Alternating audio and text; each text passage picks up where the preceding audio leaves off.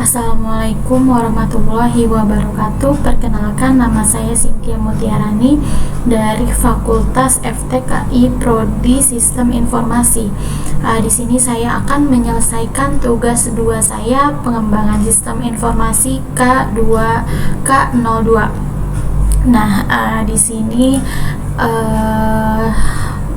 saya akan menjelaskan rangkuman materi dari materi 9 sampai 15. Nah, yang pertama ada perancangan sistem.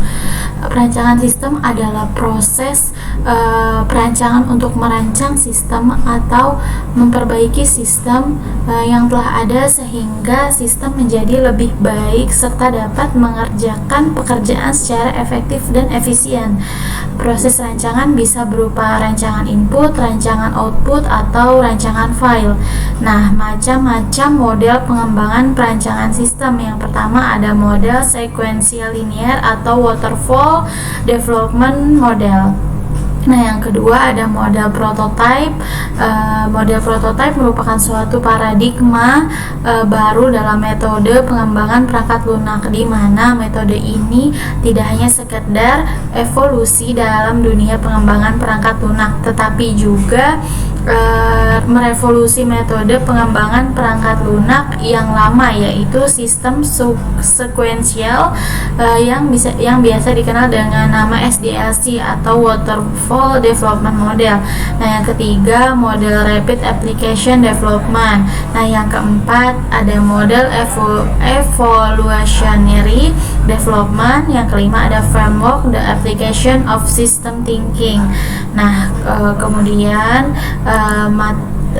ada Software Development Life Cycle atau SDLC, adalah siklus hidup pengembangan sebuah sistem dalam rekayasa sistem dan rekayasa sebuah software.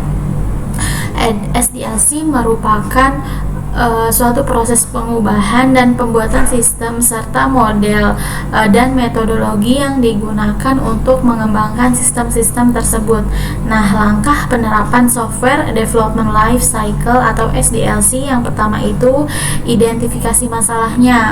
Kita menganalisis apa aja kebutuhan yang diperlukan oleh user. Nah, kemudian yang kedua perencanaan.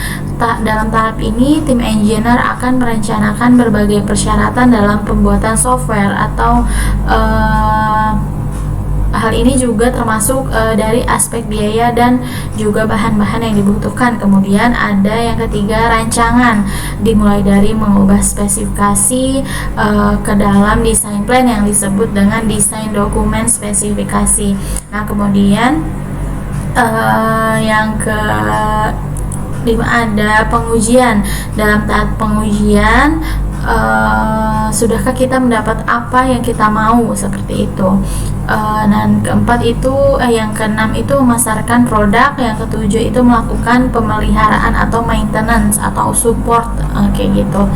Nah, kemudian ada pengembangan perangkat lunak. Nah, pengembangan perangkat lunak merupakan serangkaian proses yang dilakukan untuk mengembangkan perangkat lunak. Pengembangan perangkat lunak membutuhkan kehati-hatian dalam merancang dan mengeksekusi dalam rangka memenuhi goal yang ingin dituju. Nah, serangkaian proses yang dimaksud ini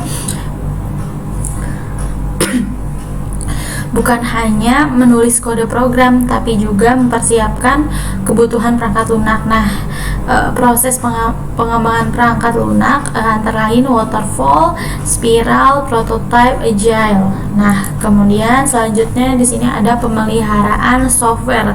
Nah, pemeliharaan software adalah proses umum pengubahan atau pengembangan perangkat lunak setelah diserahkan ke konsumen. Nah, pemeliharaan software dapat diartikan juga suatu kombinasi dari berbagai tindakan yang dilakukan oleh menjaga suatu sistem dalam atau memperbaikinya sampai suatu kondisi yang bisa diterima. Nah, kemudian waterfall phase. prototype. Nah, waterfall itu merupakan pendekatan yang paling sederhana dari berbagai pendekatan yang ada pada pengembangan perangkat lunak. Nah, kemudian prototype adalah pendekatan yang mengacu pada pembuatan prototipe perangkat lunak yang memiliki fungsionalitas terbatas. Nah, itu saja yang bisa saya jelaskan untuk tugas 2 pengembangan sistem informatika 02. Kurang lebihnya mohon maaf. Assalamualaikum warahmatullahi wabarakatuh.